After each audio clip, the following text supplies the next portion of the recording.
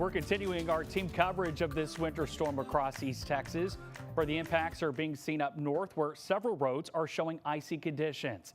That's where we need to check back in with our Jesus Martinez, who joins us live in Mount Pleasant. And Jesus, that rain is coming down quite hard right now.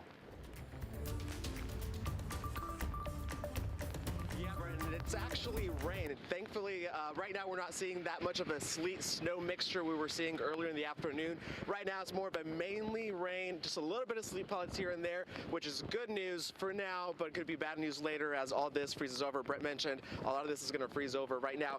We moved a little bit up further into town from I-30. Behind me is a live look of Interstate 30. Obviously, cars are now taking a little bit more precaution, driving a little bit more slower now that they've seen a lot more ice on the side of the road, on those side lanes.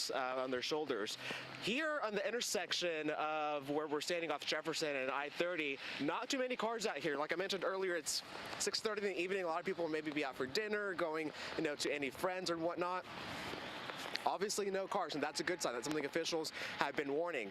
So far, no crashes or incidents reports here in Mount Pleasant, but that could change as we head into the evening. And the fire chief here told me that it might take just a little bit longer for fire crews or even EMS or emergency officials to get to you because these roads are going to be icy.